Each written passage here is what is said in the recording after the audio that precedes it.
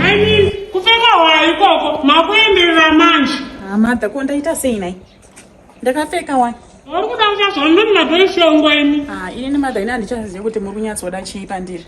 Nekuda kwokuti musino ndaiwacha mukati ndakashama ndikaita chandaita panapa makungokomplaina saka ina handichanyatsozwa kuti muri kuda kuti ndiite sei. Ndinofanira kugeza here ndakapfeka jini nai.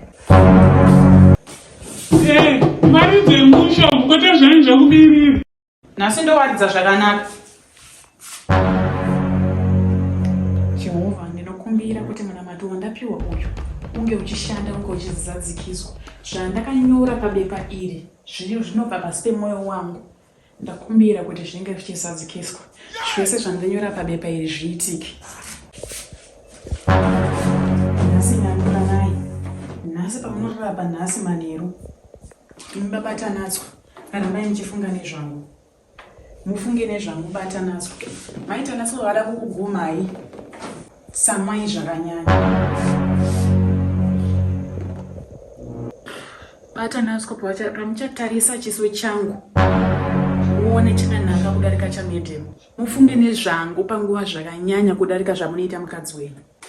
Pamucharara apa ini maitanatswa nhasi apa. Batanatswa ikada kukugumai.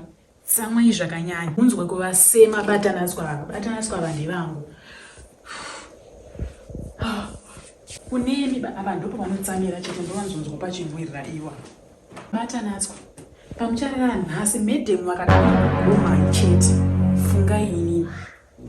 Mufunge inini batanatswa. Mukadzi wenyu bva musema zvachose. Unoshanda chete munamato wavo. Vangambondinepere.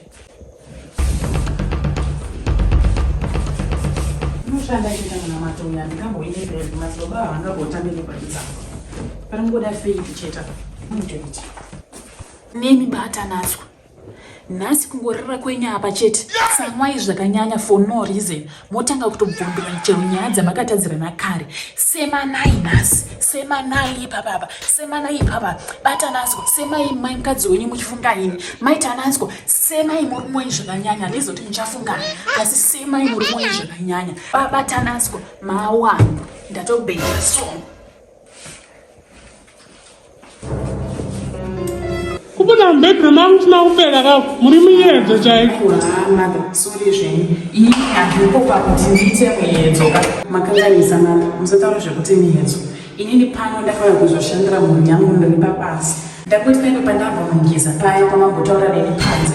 Ndikati uniform yangu sezvino rega ndipinde umu mubhedroom renyu ndikungwaridzirei uniform yangu ichioma.